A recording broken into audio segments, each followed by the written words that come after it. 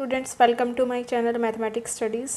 आज हम हमारा BA BSc फिफ्थ सेमेस्टर की जो बुक है रियल एनालिसिस, उसका chapter 2 improper integral and their convergence को स्टार्ट करेंगे। देखो, स्टार्टिंग हम कर रहे हैं, चैप्टर का नेम है इम्प्रॉपर इंटीग्रल। उसी से हम स्टार्टिंग करेंगे कि क्या है हमारा ये इम्प्रॉपर इंटीग्रल। ओके, तो जो फर्स्ट चैप्टर है उसमें मैंने आपको 3 चीज़ें बताई थी कि जो फंक्शन था वो रियल वैल्यूड था, बाउंडेड था, और हमारा उसमें क्या होता था कि वो एक क्लोज इंटरवल के अंदर हमारी वैल्यू होती थी फंक्शन की। ओके, तो वो था हमारा चैप्टर नंबर 1 जिसमें हमें इन तीनों चीज़ों का ध्यान रखना था। अब है हमारा चैप्टर नंबर 2। देखो, इसमें हमारा क्या रहेगा, चैप्टर 2 में इम्प्रॉपर इंटीग्रल रहेगा, जिसके अंदर जो हमारा फंक्शन है वो क्या होगा, अनबाउंडेड। ओके, जो फंक्शन है वो हमारा क्या होगा, अनबाउंडेड होगा। ओके, अनबाउंडेड मतलब उसकी लिमिट 0 से इन्फिनिटी हो सकती है, माइनस इन्फिनिटी से 0 हो सकती है, माइनस इन्फिनिटी से इन्फिनिटी हो सकती है। मतलब जो उसकी लिमिट है ना वो इन्फिनिटीज़ में मिलेंगी हमारी। मतलब जो फंक्शन होगा ना वो हमारा बाउंडेड नहीं होगा। कोई हमें ये नहीं पता होगा कि यहाँ से लेके यहाँ तक हमारी इसकी वैल्यू है, वो इन्फिनिटीज़ में चलेगा हमारा फंक्शन। तो एक तो फंक्शन क्या होगा हमारा, अनबाउंडेड। और अगर हमारा मान लो कोई हमारी लिमिट हमें इस तरीके की भी दे रखी है कि मान लो हमारी लिमिट इस तरीके से है 1 से 2 टाइप की, लेकिन फिर भी जो हमारा फंक्शन होगा ना वो बाउंडेड नहीं होगा, फिर भी वो अनबाउंडेड होगा। अगर ये तो क्या है कि अनबाउंडेड तो होगा, लेकिन लिमिट क्या है हमारी कि इन्फिनिटी से 0, 0 से इन्फिनिटी, माइनस इन्फिनिटी से इन्फिनिटी, तो भी वो अनबाउंडेड होगा। ऑल्सो अगर हमारी लिमिट भी फाइनाइट है ना, जैसे इसमें 1 से 2 है, तो फिर भी हमारा जो फंक्शन है वो अनबाउंडेड होगा। फॉर एग्जाम्पल, जैसे हमारे पास ये है 0 से 4 1/x 4 - x dx। अब देखो, अगर हम इसके अंदर 0 पुट कर दें तो 1/0 क्या हो जाएगा, इन्फिनिटी, अनबाउंडेड। अगर हम इसके अंदर 4 पुट कर दें तो 4 - 4 0 1/0 इन्फिनिटी, मतलब अनबाउंडेड। क्या हुआ कि जो हमारा इसके अंदर फंक्शन रहेगा वो कैसा हो गया, अनबाउंडेड हो गया, मतलब बाउंड नहीं हुआ वो। तो इस टाइप के जो इंटीग्रल्स होंगे उनको हम क्या बोलते हैं, इम्प्रॉपर इंटीग्रल्स। जो हमारे इंटीग्रल हैं a से लेके b fx dx को हम इम्प्रॉपर इंटीग्रल जब कहेंगे जब हमारी या तो a या b इन्फिनिटी हो, या a और b दोनों ही इन्फिनिटी हो, और जो फंक्शन है हमारा वो कैसा हो, अनबाउंडेड हो। ओके, तो हम उसको क्या बोल देते हैं, इम्प्रॉपर इंटीग्रल। फिर आपका है जो इसके अंदर इम्प्रॉपर इंटीग्रल है ना, 3 टाइप के दे रखे हैं कि फर्स्ट काइंड का, देन सेकंड काइंड का, देन थर्ड काइंड है जो कि मिक्स्ड है इन दोनों की। तो आज हम इस लेक्चर के अंदर जो क्वेश्चंस करेंगे, जो डिस्कस करेंगे, वो फर्स्ट काइंड के जो इम्प्रॉपर इंटीग्रल है ना उसके बारे में करेंगे। देखो, क्या है हमारा improper integral of first kind. इसके अंदर जो हमारे ये फर्स्ट काइंड का इंटीग्रल रहेगा, इसके अंदर हमारा क्या होगा कि जो हमारी लिमिट होगी ना वो तो इनफाइनाइट होगी, लेकिन जो फंक्शन है वो बाउंडेड रहेगा। ओके, जैसे कि हमारे पास ये एग्जांपल आपकी बुक में ही दे रखा है, 0 से इन्फिनिटी 1/1 + x² dx हमारा ये है। तो ये है ना, इन्होंने बोल रखा है कि ये हमारा improper integral of first kind है। देखो कैसे, जो हमारी लिमिट है वो क्या है, इन्फिनिटी, 0 से इन्फिनिटी, या तो एक इन्फिनिटी हो, दोनों इन्फिनिटी हो, माइनस इन्फिनिटी से 0 हो। तो हमारी जो लिमिट है इसमें क्या है, इन्फिनिटी टाइप की है। जो फंक्शन है ना वो बाउंडेड है। अगर आप इसके अंदर 0 पुट करो तो 1 आएगा, इन्फिनिटी पुट करो तो 1/∞ 0 आएगा। मतलब जो हमारा फंक्शन है वो तो क्या है, बाउंडेड है, लेकिन जो लिमिट है ना वो इन्फिनिटी टाइप में है। तो वो हमारा क्या होगा, improper integral of first kind. तो उसको हम क्या बोल देंगे, इम्प्रॉपर इंटीग्रल फर्स्ट काइंड का। अब जो इसके क्वेश्चंस है वो हम किस तरीके से सॉल्व करेंगे, आपकी बुक में फिर इसके बाद सेकंड थर्ड काइंड भी दे रखी है, वो हम नेक्स्ट लेक्चर के अंदर करेंगे। आज हम सिर्फ फर्स्ट काइंड की बात करेंगे, जिसमें हमारा क्या है, जो लिमिट है वो तो इनफाइनाइट होगी और जो फंक्शन है वो बाउंडेड रहेगा। जैसे हमारा मतलब हमारा किस टाइप से होगा, इसके अंदर ए से B F X D X हमारा किस तरीके से होगा, limit T tends to infinity A से टी एफ डी एक्स, आपकी बुक में ये लिख रखा है। ओके, ये कैसे लिख रखा है कि हमारा देखो मैंने आपको बताया ना कि एक लिमिट इन्फिनिटी है। ओके, तो एक लिमिट जो इन्फिनिटी है ना उसको हम डायरेक्ट यहाँ इन्फिनिटी ना करके जब हम लिखने के तरीके से करते हैं तो हम यहाँ इन्फिनिटी ना करके limit T tends to infinity कर देते हैं। क्वेश्चन में देखना बिल्कुल अच्छे से समझ आ जाएगा कि ये क्या करते हैं। जैसे हमारे पास ये दे दिया क्वेश्चन 1 से लेके इन्फिनिटी एफ डी एक्स, कुछ भी यहाँ एफ हो सकता है, तो हम क्या लिखेंगे उसमें कि limit T tends to infinity 1 से टी एफ डी एक्स, इस तरीके से लिख देंगे। ओके, मतलब जो इन्फिनिटी है मतलब तो इसका वही है कि जो टी है आखिर में हम क्या करेंगे, टी की जगह इन्फिनिटी टेंड करवा देंगे। स्टार्टिंग में जो क्वेश्चन रहेगा वो हमारा टी की फॉर्म में चलता रहेगा। ओके, एक तो चीज़ ये हुई। फिर है हमारा नेक्स्ट पॉइंट कि अगर हमारा यहाँ पे क्या हो, माइनस इन्फिनिटी हो, तो हम क्या कर देंगे उसमें t tends to minus infinity कर देंगे। यह है हमारा सेकेंड पॉइंट। अगर क्या हो, जैसे इस तरीके से भी तो हो सकता है कि हमारा यूँ हो माइनस इन्फिनिटी से 1 हो, है ना, तो फिर हम क्या कर देंगे यहाँ पे कि limit T tends to minus infinity और यहाँ लिख देंगे टी से लेके 1। तो इस तरीके से भी हो सकता है। एक और हमारा क्या हो सकता है कि जो हमारा फंक्शन है ना वो माइनस इन्फिनिटी से इन्फिनिटी एफ डी एक्स इस टाइप का दे रखा हो, तो हम इसको है ना ब्रेक कर लेते हैं। जैसे ये दे रखा है हमारा माइनस इन्फिनिटी से इन्फिनिटी के बीच का, तो इसको हम एक जगह पे ब्रेक कर लेते हैं। यूजुअली हम हमारे क्वेश्चन में ना 0 पे ब्रेक लगाएंगे, तो यहाँ मैंने 0 ही लिख दिया। आपकी बुक में सी लिख रखा होगा शायद, तो मैंने 0 लिख दिया क्योंकि हम 0 पे ब्रेक लगाएंगे कि माइनस इन्फिनिटी से 0 और 0 से इन्फिनिटी यूजुअली हम यहीं ब्रेक लगाते हैं। ओके, तो इसको हम इस तरीके से तोड़ देंगे कि हमारा क्या हो जाएगा, माइनस इन्फिनिटी से 0 एफ डी एक्स प्लस 0 से इन्फिनिटी एफ डी एक्स, इस तरीके से हम इसको तोड़ देंगे। देन वो ही चलेगा। हमारा क्या होता था कि जो लिमिट है इसके लिए हम t1 यूज़ कर लेंगे, इसके लिए t2, तो हम बोल देंगे t1 tends to minus infinity then t1 से 0 f D x plus limit t2 tends to infinity 0 से t2 f D x. Then इनको सोल्व कर लेंगे। ओके, तो जो आपके फर्स्ट काइंड के क्वेश्चन हैं बेसिकली हमें जब क्वेश्चन मिलेंगे इस तरीके से तो हमें क्या ही करना है, उसके अंदर सिंपल इंटीग्रेशन सोल्व करने हैं। देखो क्वेश्चन हम स्टार्ट करते हैं। अब देखो मैं ये बुक से ही करा रही हूँ, अगर कुछ समझ ना आए तो पूछ लेना कमेंट्स के अंदर। ओके, तो देखो क्या है, फर्स्ट एग्जाम्पल है ये आपका। देखो क्या बोल दिया इन्होंने कि examine the convergence of following improper interval. इनके कन्वर्ज कर रहे हैं या डाइवर्स कर रहे हैं ये बताओ। अगर हमारा मान लो हम इसको सोल्व कर रहे हैं और कोई फाइनाइट आंसर आ जाता है तो हम बोल देंगे कि वो उस वैल्यू की तरफ कन्वर्ज कर रहा है। अगर हमारा इन्फिनिटी माइनस इन्फिनिटी टाइप का आ जाए तो हम बोल देंगे कि वो डाइवर्स कर रहा है। ऑल्सो अगर हमारा ये होता था कि एक वैल्यू पे कोई -1 टाइप की वैल्यू आ गई और बाकी वैल्यू पे 1, फिर -1 फिर 1, तो हम बोल देते थे ओसिलेटिंग बिहेवियर है। ओके, तो अब हम हमारा क्वेश्चन स्टार्ट करते हैं कि बोल दिया इन्होंने कि ये क्वेश्चन है आपका, इसको बताओ कि ये कन्वर्ज करेगा, एग्जामिन करो इसकी कन्वर्जेंस को। ओके, तो हमारे पास गिवन क्वेश्चन क्या है, the given integral is an improper integral of first kind. सबसे पहले तो आपको यही देखना है कि ये फर्स्ट काइंड का है। क्यों? क्योंकि जो इसकी लिमिट्स है वो इन्फिनिटी के अंदर है, जो फंक्शन है वो बाउंडेड है, तो ये हमारा फर्स्ट काइंड का इंटीग्रल हो गया।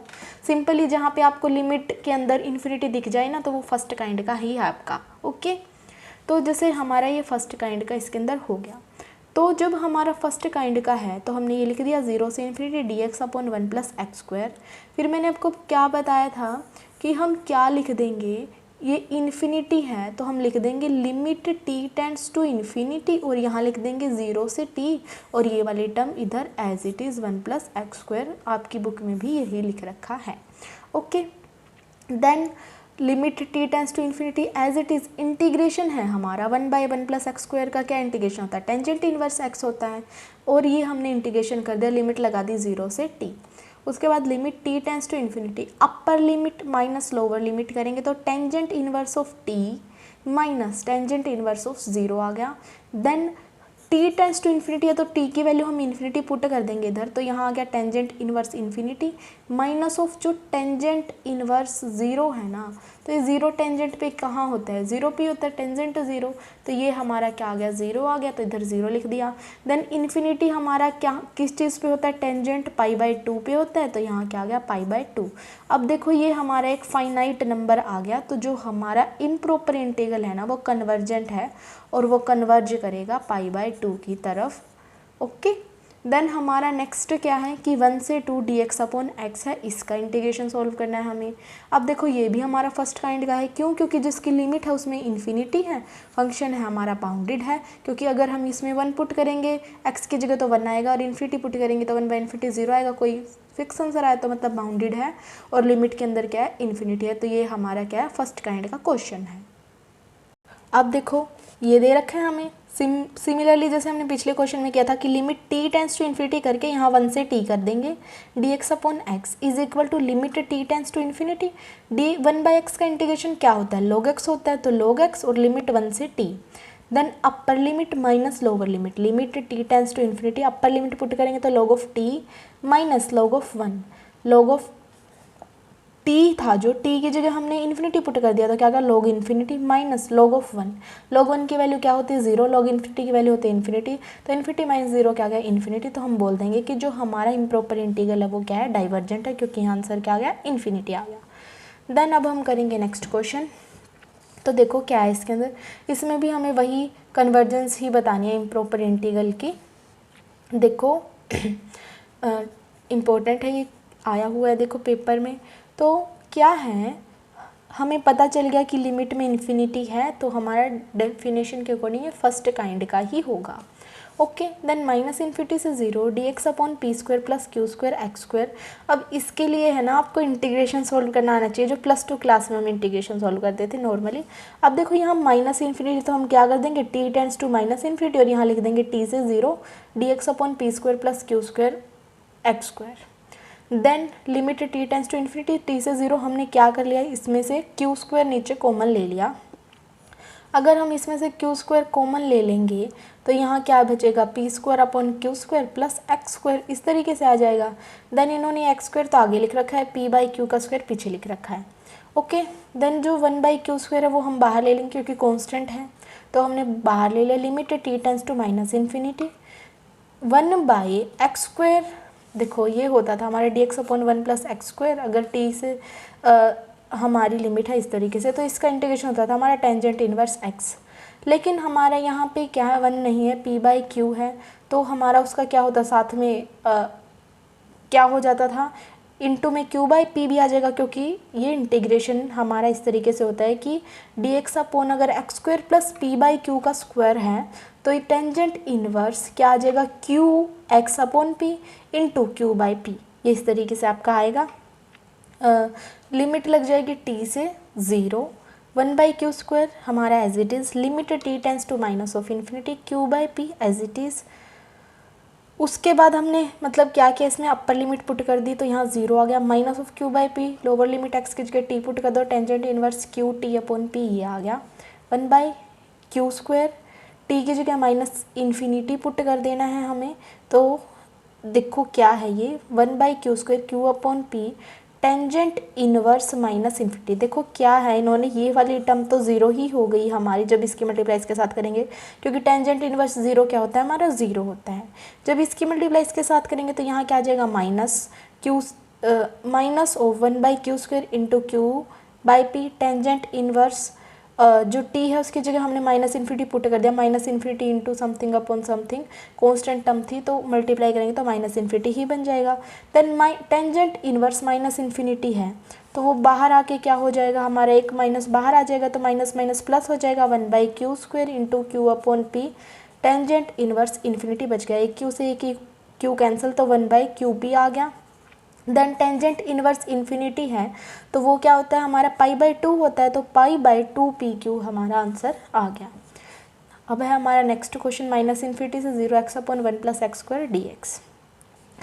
अब देखो हमारा ये लिमिट में इन्फिनिटी है, बाउंडेड फंक्शन है, तो इंटीग्रल हो गया हमारा इम्प्रॉपर इंटीग्रल हो गया फर्स्ट काइंड का।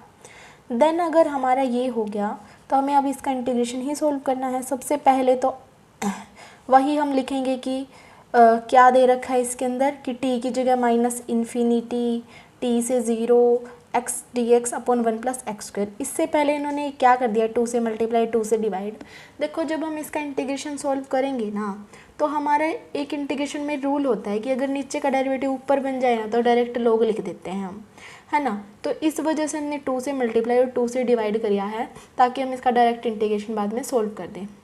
तो वो हमने कर लिया 1/2 2x upon 1 plus x square d x is equal to 1/2 और माइनस इन्फिनिटी तो limit t tends to minus infinity t से 0 2x upon 1 plus x square d x 1/2 tangent limit t tends to minus of infinity.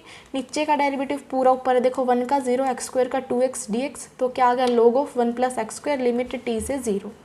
जब हम इसकी जगह क्या करेंगे, 0 put करेंगे तो क्या आ जाएगा 1/2 limit t tends to minus infinity, 0 put करेंगे तो log ऑफ 1 माइनस करके log of 1 plus t square हमारा आ जाएगा, मतलब कि ये। देन फिर log 1 तो हमारा क्या होता है 0, तो ये आ गया 1/2 limit t tends to minus of infinity minus of log 1 plus t square.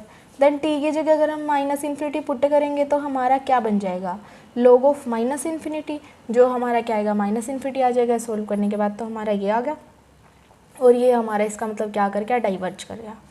Next question है, आई थिंक लास्ट है ये, examine the convergence of the following integral.